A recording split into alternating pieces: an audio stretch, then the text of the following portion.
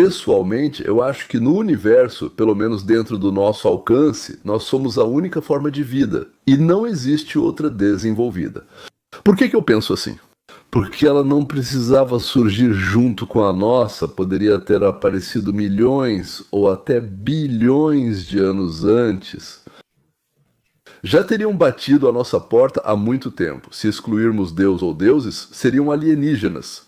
Talvez os sumérios pensassem que eram alienígenas, mas por um tempo acreditaram que eram deuses e alienígenas, então para nós.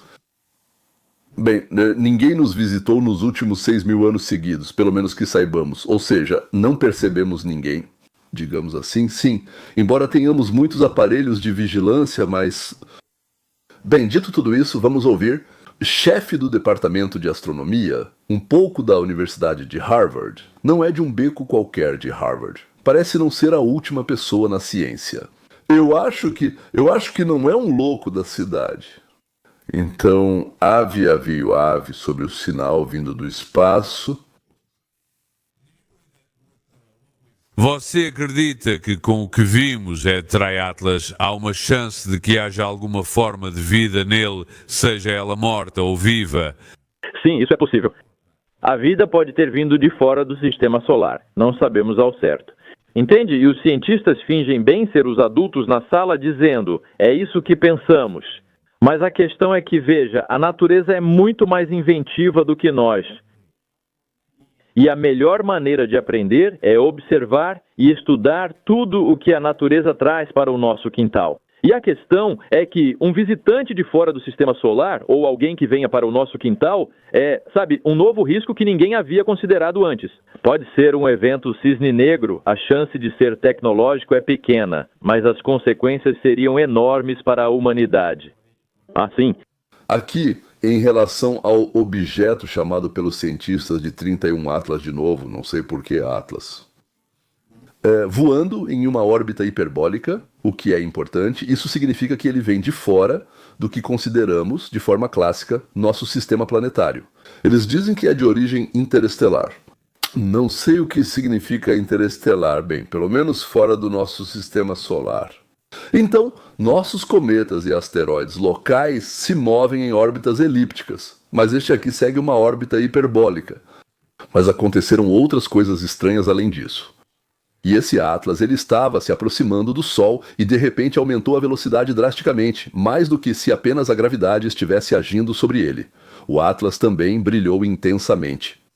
Algo aconteceu com ele, então aumentou a velocidade. Não sei, ele voou, se afastou do Sol. Sinceramente, ainda não descobri o motivo. E esses objetos, às vezes, entram no sistema solar de maneira totalmente inexplicável, aceleram, mudam de trajetória, acontece, e reagem de alguma forma às erupções solares. Isso despertou o interesse do Congresso pelos OVNIs, ou seja, por um tema que vem sendo discutido há 20, 50 anos, um ano atrás. De alguma forma, tudo isso ficou em silêncio. Mas agora, por causa desse Atlas, digamos assim, eles ficaram agitados e decidiram investigar mais a fundo. Ao longo de muitos anos, como já disse, Jorge foi reconhecido pelo seu trabalho. Ele foi premiado com o Peabody, o DuPont, o Edward Murrow e 27 diferentes prêmios regionais Emmy por suas reportagens investigativas. De fato, ele contou a história de Nevada com clareza, objetividade e honestidade. Por isso, sei que o depoimento dele hoje representará a maioria. Grande interesse e valor para este comitê. Muito obrigada. O Congresso convocou cientistas que possuem materiais que consideram anormais, ou seja, que na opinião deles não poderiam ter se originado na Terra. Meu nome é Jeffrey Uccitelli, sou ex-oficial da Polícia Militar com 16 anos de serviço na Força Aérea dos Estados Unidos. Estou aqui hoje porque o povo americano tem o direito e o dever de saber a verdade sobre fenômenos aéreos não identificados. Essa verdade segue oculta, abafada pelo medo, retaliação, estigma e confusão. Hoje estamos aqui para ajudar a romper esse silêncio. Entre 2003 e 2005, ocorreram 5 incidentes com fenômenos aéreos não identificados na base Vandenberg. Onde fica o Projeto Nacional de Defesa Antimísseis, Prioridade de Segurança Nacional? Naquele período, fazíamos lançamentos que a Agência Nacional de Inteligência via como os mais importantes em 25 anos, verdadeiros marcos históricos. Essas instalações eram vitais e foram visitadas repetidamente por fenômenos aéreos não identificados. Cada incidente foi testemunhado por vários funcionários, documentado, investigado e relatado pela cadeia de comando. Então, testes militares foram visitados por objetos voadores desconhecidos e inexplicáveis para todos. Tudo foi registrado, tudo foi protocolado, várias testemunhas relataram aos superiores. As invasões começaram em 14 de outubro de 2003, quando contratados da Boeing relataram um grande quadrado vermelho brilhante flutuando silenciosamente sobre 2 objetos de defesa antimísseis. Alguns minutos depois, ele se moveu mais para o leste, em direção à base, e desapareceu atrás das colinas. Esse evento, chamado Quadrado Vermelho de Vandenberg, foi citado pelo representante Luna na primeira audiência sobre o tema. Os registros oficiais da Força Aérea sobre esse evento estão à disposição da ARU e do FBI. Mais tarde, naquela noite, quando eu estava de plantão, os seguranças no complexo de lançamento crítico relataram um objeto brilhante e em rápido movimento sobre o oceano. Eu respondi ao incidente. O rádio ficou caótico quando o objeto se aproximou rapidamente. Eu ouvi meus amigos gritando: "Ele está vindo direto para nós, ele está vindo direto para nós, e agora ele está bem aqui." Alguns instantes depois, ouvi eles dizendo que ele voou para longe e desapareceu. Quando cheguei ao local, conversei com 5 testemunhas abaladas que descreveram um enorme objeto triangular. Maior que um campo de futebol, ficou pairando silencioso por 45 segundos sobre o posto de controle antes de voar em velocidade incrível. Uma semana depois, outra patrulha relatou uma luz estranha sobre o oceano. Pensando ser uma aeronave não identificada, declararam emergência e as Forças Armadas responderam. Antes que as forças pudessem chegar, o objeto desceu e ou pousou ou pairou sobre nossa pista de decolagem. O que eu observei e o que nossa equipe registrou não correspondia a aeronaves comuns ou drones, como eles aparecem em nosso sistema. Um objeto autoiluminado em forma de tic-tac apareceu do oceano antes de se juntar a outros 3 objetos semelhantes. Em seguida, todos os 4 desapareceram ao mesmo tempo, com uma aceleração alta, sincronizada e quase instantânea. Eu não observei estrondo sônico, nem nenhum sinal de propulsão convencional, nenhum rastro de exaustão, nem movimento das superfícies de controle no sistema de imagem Sapphire. Sabe, o público ouve desde o final dos anos 40 que não há com o que se preocupar aqui. Esses aparelhos misteriosos, vistos por milhões no céu, oceanos e terra, não são reais, nem representam ameaça. As testemunhas estão enganadas, não acredite nisso. Isso mudou para mim. O que me destacou foi o rastro documental. Documentos que foram obtidos do governo dos Estados Unidos da América depois que a Lei de Liberdade de Informação se tornou lei no país. Esses documentos revelam um cenário bem diferente do apresentado ao público, imprensa e Congresso por anos.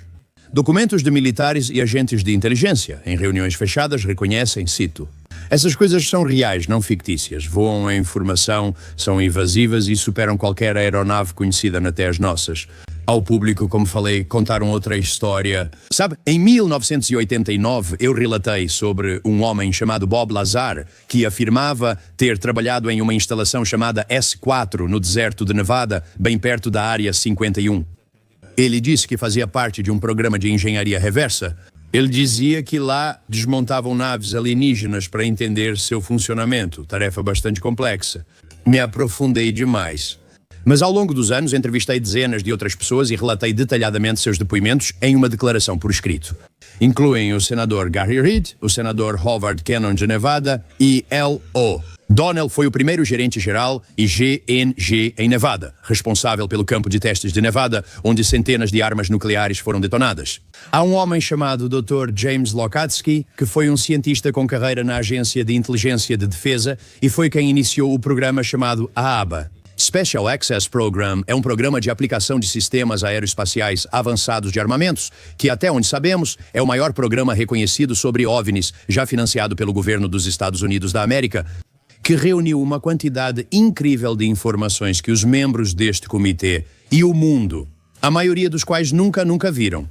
Eu ainda não divulguei 95% do que foi preparado por esse programa que custou milhões de dólares. O que é totalmente incompreensível é se eles sabem sobre esses programas, caso eles realmente existam. Nossas autoridades, eleitas ou nomeadas, o diretor do FBI, o ministro da Defesa, agora é ministra, os militares, o presidente, aliás. E eu vejo uma luz branca aparecer e parar a cerca de 30 metros no ar. Achei que era um balão meteorológico, já tinha visto testes ali antes, né? Era só uma noite comum de semana. Sem surpresa, eu e o terminamos o cigarro e fomos para a pista de decolagem. Tem uma pista, e como eu trabalhava à noite por 3 meses, comecei a caminhar por ela à noite, quando o tempo estava ruim. E quando comecei a ir em direção à luz, a linha de voo e a pista, a luz então atravessa a base, passa pela linha de voo, e quando ela voa na minha direção, um triângulo aparece ao redor da luz. Não posso dizer se é camuflagem ativa ou não. Não posso dizer se isso apareceu ao redor da luz, mas posso dizer que era uma luz branca e depois era um triângulo. Ele parou a cerca de 30 metros na minha frente e a cerca de 30 metros acima de mim. Meu celular ficou muito quente e travou completamente. Eu me lembro de como era espesso, tinha a espessura de 1 a 2 andares, era um triângulo equilátero, eu nunca consegui ver a parte de cima dele, e as bordas eram em ângulo de 90 graus, 90 graus. Havia 4 luzes ao todo, uma luz em cada canto e uma luz maior no centro, 2 ou 3 vezes maior do que as luzes dos cantos. Mas o que era realmente estranho era o lado de fora. A melhor maneira de descrever isso é como olhar para uma foto tirada pelo telescópio James Webb, onde há cores e depois um fundo preto.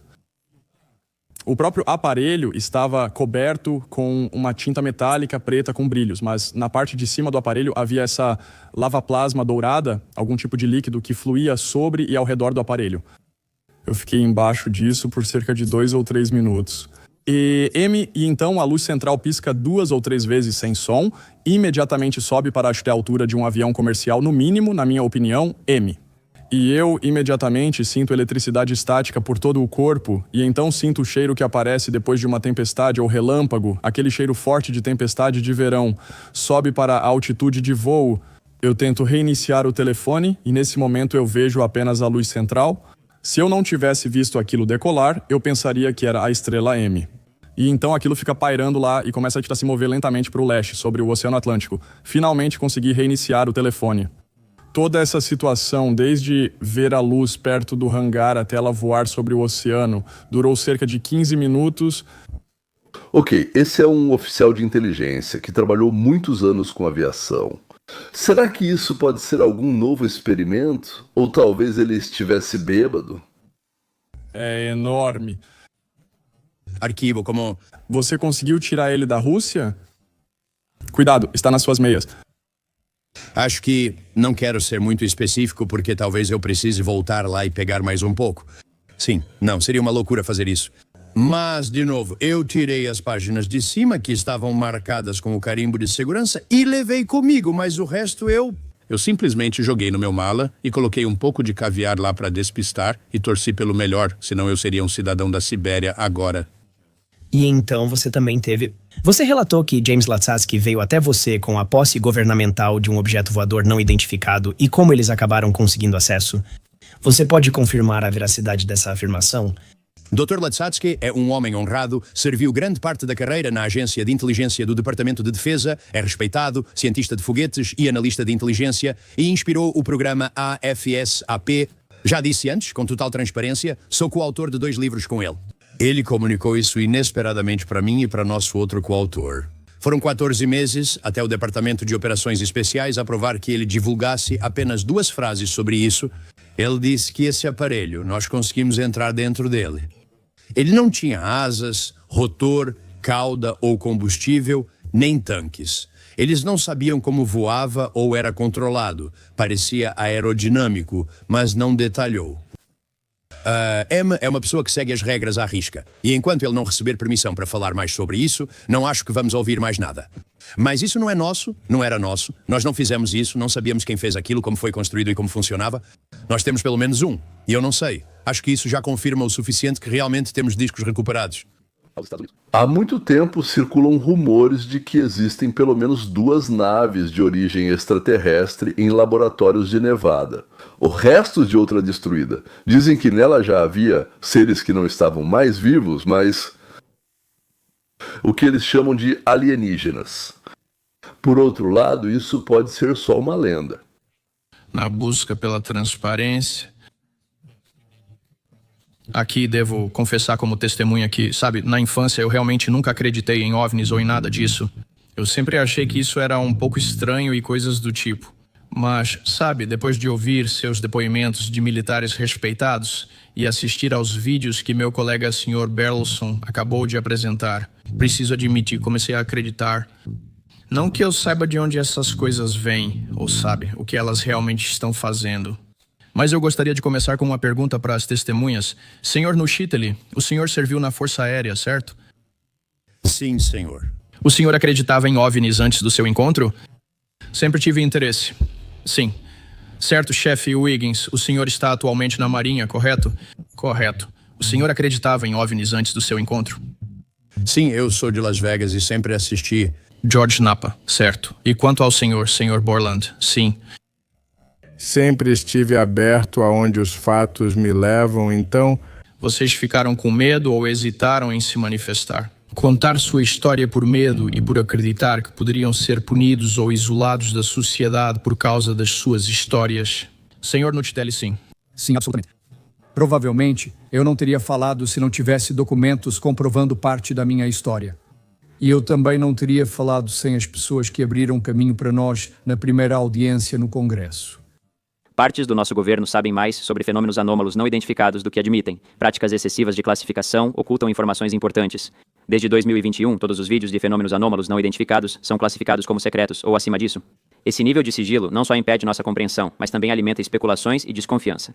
Em 2014, eu era piloto de F-18 Foxtrot no 11º Esquadrão de Caças Bombardeiros da Marinha, Red Reaper. A base aérea naval de Ashana, em Virginia Beach, estava lotada. Após modernizarmos os radares das aeronaves, passamos a detectar objetos desconhecidos em nosso espaço aéreo. A princípio, supusemos que eram erros do radar, mas logo começamos a comparar os rastros do radar com dados de vários sensores de bordo, incluindo sistemas infravermelhos e, por fim, por meio de identificação visual. Em treinamento na zona de alerta Whiskey 70 e 2 a 10 milhas de Virginia Beach, 2 F-18 Super Hornet foram separados por um fenômeno aéreo não identificado. O objeto, um cubo cinza escuro ou preto dentro de uma esfera transparente, chegou a 15 metros da aeronave líder e media entre 1,5 e 4,5 metros de diâmetro. O comandante interrompeu o voo e voltou à base. O esquadrão fez um relatório de segurança, mas não houve reconhecimento oficial nem outro meio de relatar avistamentos.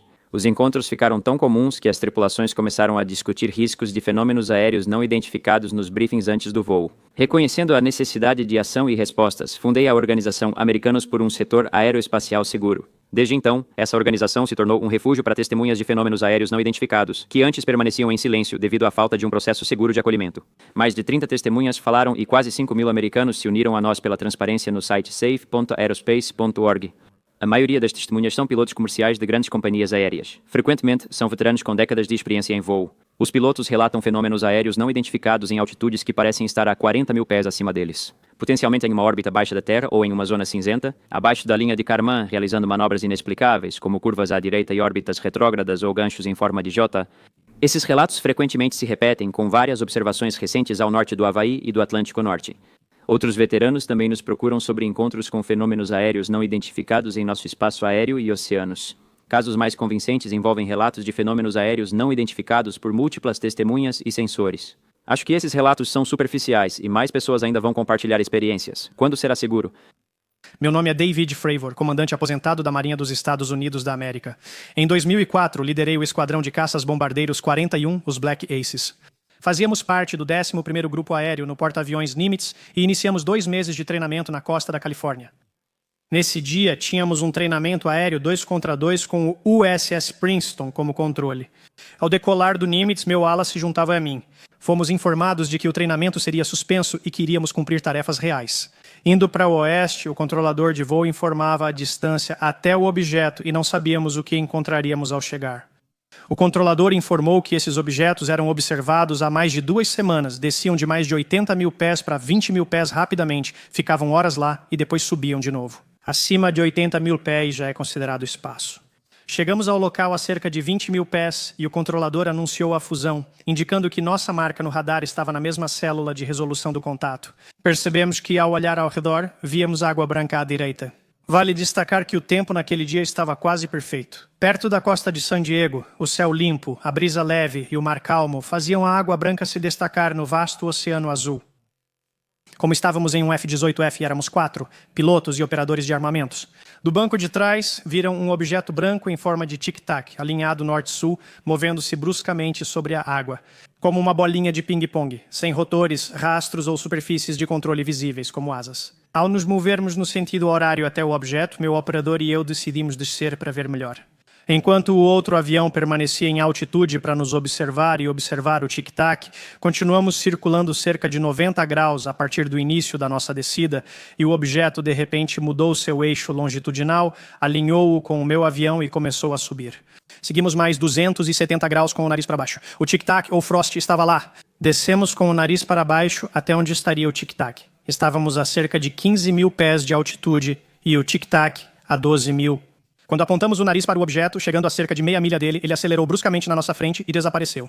Nosso ala, a cerca de 8 mil pés acima, também perdeu contato. Imediatamente nós viramos para ver onde estava a água branca e ela também havia desaparecido. Então, quando começamos a virar de volta para o leste, o controlador entrou em contato e disse: "Senhor, o senhor não vai acreditar, mas essa coisa está no seu ponto de captação, a cerca de 60 milhas daqui, em menos de 1 minuto. Você pode calcular a velocidade." As audiências continuam. Cada vez mais militares, policiais, cientistas e até pessoas comuns com câmeras. Eu não sei a que conclusões todos nós vamos chegar, mas sei que... A verdade? Não sei se alguma verdade vai aparecer ou não, se a verdade é só fantasia. Isso, o que acontecer pode ser algo comum ou só um jogo de luz. Mas o Congresso dos Estados Unidos da América decidiu, finalmente, investigar e ou confirmar ou desmentir os rumores que há meio século circulam pela Terra e agora enchem a internet. Naturalmente, pensei que isso poderia ser interessante para você, que o Congresso está realmente se dedicando a esse assunto. E se eles realmente descobrirem alguma coisa? Certo, sim. Não se esqueça de tocar o sino e compartilhar vídeos interessantes com seus amigos. Até logo, até a próxima.